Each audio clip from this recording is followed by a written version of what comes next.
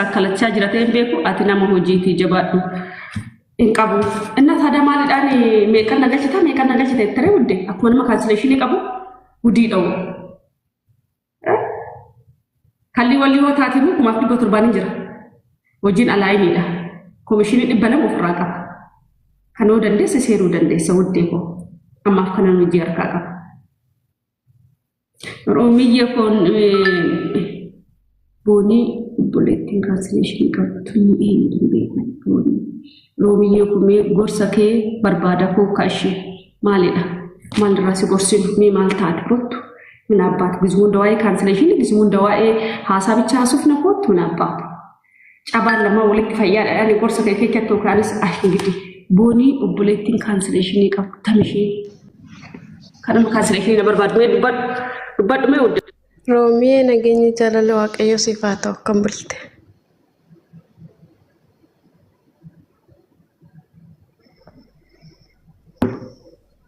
Nagaa bulte Romii. Jira galata waaqaa akkami? Jira galata Rabbii. Romiyee anis waa'ee biraa osoo hin taane kan si gaafachuu barbaade waamu mana madaamiti. Ani mana kana erga seenee ji'a waggaa 2 fixee amma waggaa 3ffaadha jechuudha. Waggaa 2 fi ji'a 8 guuteera. Duraan jechuudha giseen nufu mana kana nama 4 qofa naan jedhanii na fidanii jarri amalli isaanii gaarii waan ta'eef okay jedheen hojjedhe garuu namni kara nama 15 oli kilaasii hin qabu. Bakka waan hundumaayyuu danda'ee jiraachaa ture garuu amma immoo ji'a tokko guuttee jechuudha neetiin ilmaa asitti deebi'anii galan jechuudha fooqidha. Fooqin midiriidha hin finnanaan jedhan samoon isan jechuudha. Biyya kanaa miti dhaloonni isaanii biyya biraati. Hin finnanaan jedhanii isheedhe siisterii matiyyaa finnedhanii isheedhe wanta hundaayyuu ergan itti kenne deengadda gaafannaan hin finnuu sarraatan nyaa'ee isheen amma ji'a 2 booda kara biyyaa deebiteedhaan garuu hin soban hin deebitu jechuudha. Mucaan irree barumsa addaan kutanii dhufan daa'imti jechuudha. Ookan birrii naa dabalaa'ee. Birrii immoo nyaatas wanta hundaayyuu hojjedhe 200 bicha naa kaffalan mana kana hunda jechuudha. Amma immoo bakka jaartii yeroo ani waa'ee kana itti kaase namichatti isin himtu ani immoo namichaan olitti naasa'u jechuudha abbaa manaatiin ishee qofa birrii seeruun barbaade isheen gaafadha. Isheen garuu ofuma isheetiif cannaqamtii dheengaddallee yookaan nan ba'a yookaan immoo birrii naa dabalaa hin jedheen. Cinqatii saniin dhibamte mana hakimii seente kalechas damoota bakka asii dabalette kale. Jecha ati nan deebu birrii naa dabalaa itti kanaaf cinqamtii mana yaala seente. In dubbatu namichatti himtuun maal fakkate hin beeku bakka ofuma isheetiif isheen kubbii laphee qabdi waan ta'eef bakka zimmatteetuma kubuma isheetti akkasii jetteetuma yaaddi. Maal fakkate naaf hin galu jaratti wanta nan itti dubbadhu san birrii reewnaa kennede namichatti dabarsite himtu maal fakkate hin beeku. Nengadda sama bakka ishee yeroo aarte qofa kan nukkubu yookaan immoo yeroo kubaashi wanta tokko yaadde qofa qubachuudha. Inna mana hakimii seente kalecha birrii namichi immoo damoozuma koo duraan san naa kenna. Ammas ittiin dubbadhu immoo yookaan mana kanaa hin ba'a kan inni baay'ee tokko na yaaddecha rabbi. Maaliif anillee baay'ee dadhabee jira hojiin baay'ee ulfaata jechuudha. Namni maal jetta Roomii? Amma ulfaatina hojiiti malee mindaa keessee seeraa sii kennu amalli isaanii gaariidha baay'ina namaa kanaan amma kasimii. Amalli isaanii dhugaa dubbachuuf taanan hin dubbatan. Garuu kilaasii qabu. Waggaa lama fixxee mana sana lammata fixxee agrimentii daganaa fiyyuu jammartee kontiraata bira. Gisee san kaa ijoolleen hin jiran ijoollee isaaniiti namni yoo Bedhiisi wuddee. Intar bedhiisi amma hagam siyaa fi kontiraata lammataa sana. Ganaa ji'a amma waggaa tokkoo fi ji'a 4 naaf. Ji'a 8 ganaa egaa saaddaste. Akka fakka maleetu saniyyuu fixxeerta kanas fixiitu gaafa kontiraata kee fixxee nagaan ba'i kan nusi gorsaati. Waan biraa siin hin jedhu lama jarri kun cancellation siin kennaare. Sii kenna cancellation? Roomiyee jalli garuu ani gaafannes kaa garuu jarri nama nagaati homaa wanta takka wanta amala dhugaa dubbachuuf taane wanta takka garuu bakka inni dadhabe. Bakka amma middaan kumaaf 200 feerii miti awoo batikkel ati awwal marraadha mana sanoo galtu. Awal marraa miti ani Beeruutiin hojjedhee dhufe. Gaafa duraan meeqa si kaffaltu biddaa akka gisee waggaa 2 sana?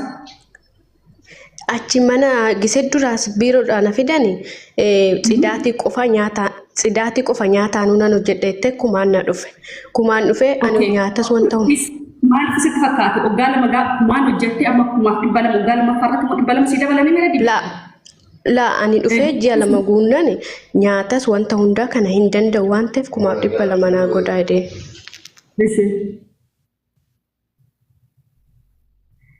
Amma mindaa seera mindaatitti egaa dura kontiraata agriimentii duraatti irratti kumaaf dhibba lama godhanii kan ammaa irratti daballee mindaa gaafachuu mirga qabdii ture gaafa amma asaaddas jechuudha. Ishiin isin gaafanne namni baay'ataa aawuu bakka dakkan nama 15 namni tokko qallabuu jechuun nukmee odoo anaaf sin ta'e maal jenna amma akkasitti hubanna gaaffii micoota. Roomiyee too gaafadheen ture oduu gisma farramu san jechuudha. Ishiitti naasaa waan ta'eef jechuudha. Innaan naa fidaatanii birrii jenna eeyyensii fidaana naan jette. Ani immoo waraqata irratti akka barraa'u hin beeku jechuudha. Kaasonni keemmoo arbaamni keemmoo biiroo san keessa hojjetaa jechuudha. Jarri kun nama biyya kana waan hin taaneefuyyuu ofii fidachuu hin danda'an maqaa nama biraatiin hin dhufe. Ana akka barraa'u hin beeku. Guddee dhaggeeffatu. Waan biraatti namni kaampaaniidhaas waanuma coota hojii galchee jira. Waan jala jiraattu hin beeku sa'adii arbaamni ishee asii miti. Garuu ID ishee kan hojjetameef shirri kan biraa jalaan hojjechiisteef ID ishee arabitti. Nu maal nu dhibe manni gaariidha. Micoon jaalattee jirti. Mindaa ishee seeraan kennitiif abbaa barbaadde jala naa hojjettuuf waraqata ishee sii galee. Gaafa micoon tun kontiraata ishee fixxee garuu kaansileeshinii ishee nama sirraa fuudhee kennuufii giddeetaa qabdee kan nurraa firramtee fudhattee ture. Sillee maal isaa ta'u maal akkam isaa miti dhaggeeffadhuun isin jedhu. Nama 15 ta'anii malee nageenyi fi iyyi hoo hin jiraanne 30 homaa miti. Garuu iyyi jiraatee nama lama immoo qallabuun baay'ee ulfaata. Beektuun nama lama jiraachisuun baay'ee ulfaata. Roomiyaan oduun kilaasii qabaadhee nan hojjedha. Kiristoosiin oduun kilaasii amma fakkeenya yeroo hojii Roomii tokkoffaa isa rakkadhe duraan kilaasii saaloonaan hin jira. Saaloonii keessan taa'e jechuudha. Galgala immoo fooqii ol ba'ee micayyuma jaraa wajjin hin bulu. Amma immoo fooqii san keessatti ijoolleen achi keessatti taphatan waan ta'eef rabbi yeroon dadhabee tirreen bakkeen taa'u hin jiru. Yeroo namni dhufee saala san taa'e kushinaan yeroo kushinaan dhufan beena la ta'a rabbi. Bakka boota mallaawashaan hin jiru. Namni mana kana sa'aatiin isaa bakkee yaa'ee dhufu hin jiru. Nama 15 nama 20 oltu nyaata mana kanatti ani maaliif akka ta'e hin beeku garuu rabbi yeroo misaa aduu jimaata kara nama 20-30 ol mana kanatti kan nyaatu jechuudha. Inna bexaam itti ulfaata garuu jarri kiyya hin dubbatan bakka ani ammaluma isaanii ilaaleetiin zimmi jedha amma garuu bakka silchitti na jedhe rabbi. Innaan immoo maal inni kaayyoon kiyya ji'a onnu Ramadaan kun ba'ee faasii gaadhaan booda galeetiin deebi'a jedheetiin garaan tokkos galee waan radhee deebi'ee waggaa tokko naafaa miti waraqata kee fudhadheen bahaa yaade. Isti kanarratti maal jetta? Waggaa sadaffaadhaan biyya kana kaa amma sadaffaa keessan jira. Waggaa 4. Walitti qabaan waggaa 7 deemta biyya Arabaa kana miti? Waggaa 4 amma Dubaay waggaa 2 fixxee jirta 6 Dubaay immoo 2 fixxee sadaffaa keessa jirti tikkiil waggaa 7 deemta jechuudha. Amma odoo waggaa tokkoo fixxee galtee ati amma waan biyya karoorfattee baaqesu siin xumuramne amma achi hagam jiraachuu barbaadda Dubaay kana keessa Waaqayyoo fayyaa sii kenna. Roomee bakka amma waggaa tokko nan qaba waggaa 2 dabaladhee saniin booda biyya galuu barbaada. Waggaa 2 dabaladhee jechuun amma kontiraata amma qabdu kana fixxee dagana afootti waggaa 2 kan biraa. Yoon mana kana ba'e dirqama kaa yoon garuu manuma kana taa'e kasaan irratti waggaa tokko irra hin dabaladhu xumuradhee biyya gala. Garuu mana biraa yoo seen immoo dirqama kontiraan waggaa 2 waan ta'eef dirqama hojjechuu qabu. Waggaa 2 bichaa waan biyya kana hojjechuu yookiin immoo biyya Arabaa karoorri waggaa 2 bichaa ta'e danda'eef mufii waggaa 8 bichaa si'atee mana kana miti. Waggaaf ji'a 4. Waggaaf ji'a 4 afrajjiin afratti beeraa kaaniin waggaan tokko baay'ee salphaadha. Odoo yaadatiin kan dhaqee dhumatu. Hadi kan masiin jedhalan manni iyya qabu jechuudha jirta. Immoo odoo iyya akkuma jettee yoo kifilii raftu qabaatte amala jaraa bartee jirta namni sitti iyyuu hin jiru namni kana maqsiin jedhu ofiin hojjetta ofiin beektee wannoo goota. Amma rakkisaa iddoo kifilii san iddoo kifilii hin jirre sanidha. Isuu dafuu baxaan kabbaad nama sa'a. Baxaan ulfaata maaliif hojjechaa ooltee sanuu nama 15 nama 15 dhiisatu nama takka lamaayyuu mana keessa jiraatanii gizee raftu kilaasii kee cufattee horrafne gizee boqonnaa kee dhattee kilaasii kee wannu hin jenne qabni kan kunnaalaa nama zoorsa beektu hunda caalaa dee kan ulfaatu biyya arabaatti kilaasii dhuunfaa ofii dhabuudha. Hojii biyyaa baane waan ta'eedhaaf hundi keenya iyyuu.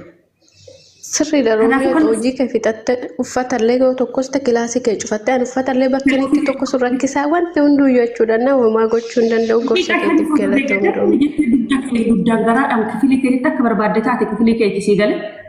Sirriidha.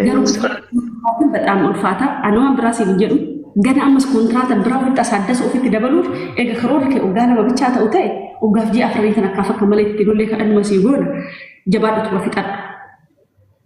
Kan caalu hojjettee kan masin jedha haadha waaqayyo si alaaf walitti ishee galataa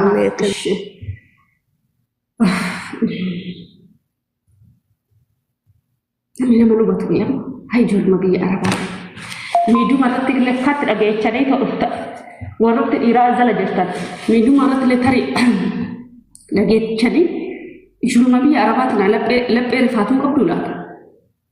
Maal qabdii jecha jedhu keessaa baatanii maal nuugoota jecha jedhu keessaa baatanii maal akkamitti jirti maalitti jirti maal hojjechaa jirti biyya arabaa jirti odoo ta'e maalitti jirti san odoo xiqqoo nu hubattanii bareeda.